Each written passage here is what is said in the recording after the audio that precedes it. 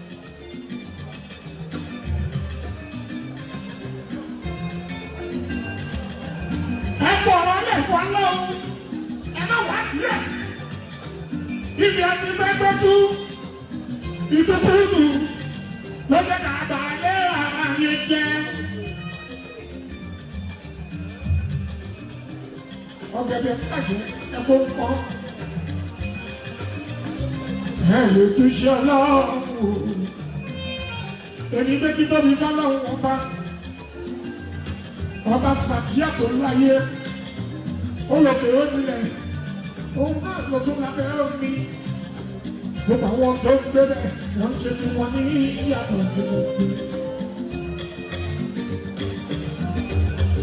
Bàbá Dèbò màá gbé kúìsì mi lọ́jọ́ mi ọjọ́ rẹ ibi àyè bá ti wà láti máa sọ mo lè á kí ìwé ẹ̀dọ́lá ọmọkọlá ọ̀hún.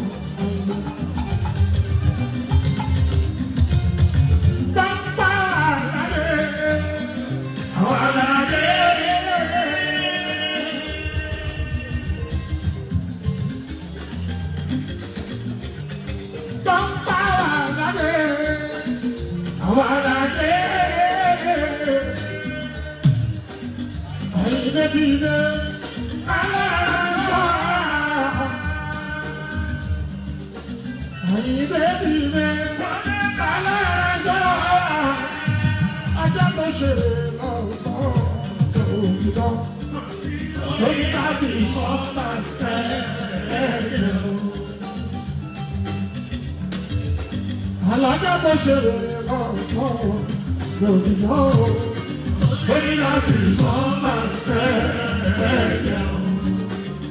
Ayé bẹ́ẹ̀ni òun yóò jẹ́ bẹ́ẹ̀ni òun yóò jẹ́ ayé bẹ́ẹ̀ni òun yóò jẹ́ àwòkọ́ Jésù àbí ẹni Jésù.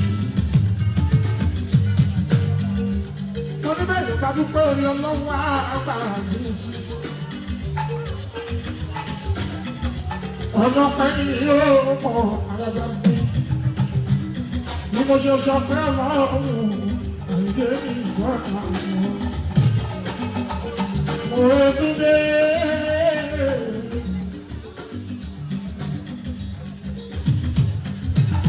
Àìdé ọba ní ìbúyì ọ̀rẹ́. Àìdé mo sọ̀rọ̀ ìkànnì tó dé. Ọdẹ kọ́lé kan láyé lọ́kọ́. Mo lè kọ́ lọ́nà ọ̀hún àìyá. Mo fi kọ́ sọ̀rọ̀ ìfọ̀ wọn lórí. Ọmọ mi sì lọ. Akókò ọmọ ẹ̀kọ́. Àìdé ìdíkọ́ ẹ̀bùn tí kọ́ ẹ̀bí tí tí ó kù. Mo lè pàdé. Sábà bàbá àjùlọ. Àìdé olóhùn wọ̀. Sábà bàbá àjùlọ. Àìdé olóhùn wọ̀. Sábà bàbá àjùlọ. Àìdé olóhùn wọ̀. Ilé ọba Fújì jẹ́ ọba Fújì jẹ́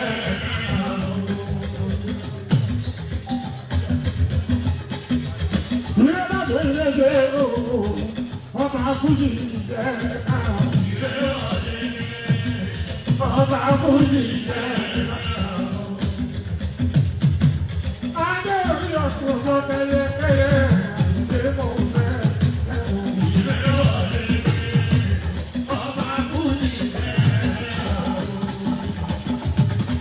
Ọba bọ́lá òkú lọ́sọ̀ máa ní jẹ́ òkè o. Ọba bọ́lá òkú lọ́sọ̀ máa ní jẹ́ òkè o. Aláwọ̀ bí a sì yẹ. Ọba Fújì jẹ́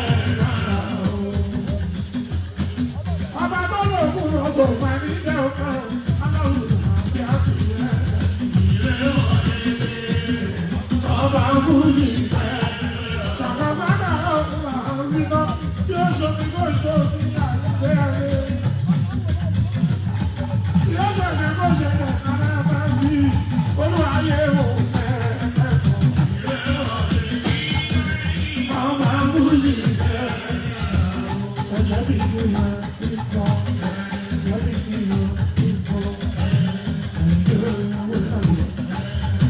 Ewé ti ṣe ìjẹ́ ìtura tó kọ́ tí wọ́n ṣe.